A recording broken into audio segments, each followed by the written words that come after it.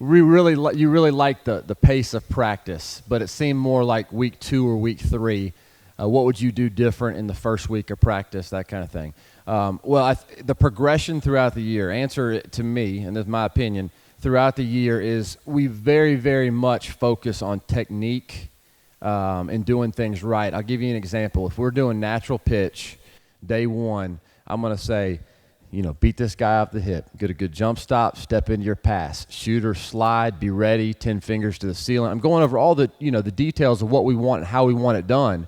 And then as the year goes on, we will start emphasizing different things out of that drill. So we say that natural pitch drill.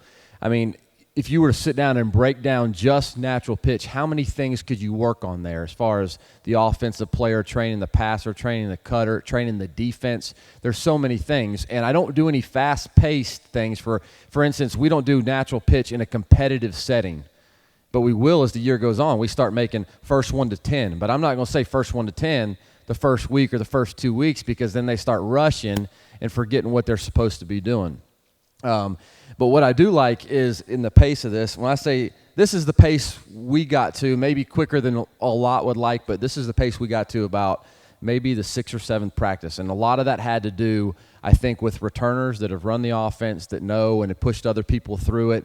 But here it is. And the reason I like the pace of practice the way it is, and Rick, your question, the question was, why did you throw in 5 on 5 so quick in your practices, get in and out of it? Well, I think it all flows with the offense, I mean, in a game, your players are going to have to react to tough situations time in and time out. And they're going to have to stop. They're going to have to go. They're going to do it. And the read and react, the quick 5-on-5, all of it, to me, ties together. I mean, here it is. I mean, I've taught you these reactions, and now let's throw you into the fire and let's see what you can do. And it gives me a good gauge of what they can and can't do. It also just teaches them, just like the read and react does, here's game actions. Can I operate these game actions under pressure without knowing exactly what I'm going to be doing in this situation? And I do like to know where my players are going to be. But I also get to a point where I just trust the actions, and, sometimes it's perfect and sometimes it's not perfect.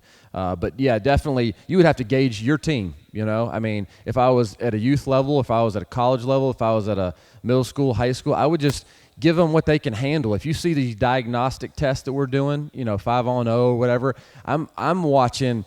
Yeah, are they doing the right? But I want to know. I mean, how much more can they take? How much, if I've given them too much, where do we need to go back to? And a lot of times I'll do diagnostic tests at the end of practice so that I can say, these freshmen, they really don't get circle movement, Maybe I need to get them in there some extra time, or maybe if they don't have extra time, our whole team needs to go back to point A.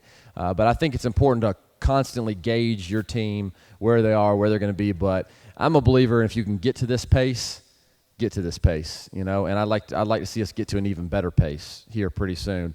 But I think that, again, I believe in the pace, I believe in the read and react, and they fit together so perfect in as far as what we're trying to accomplish.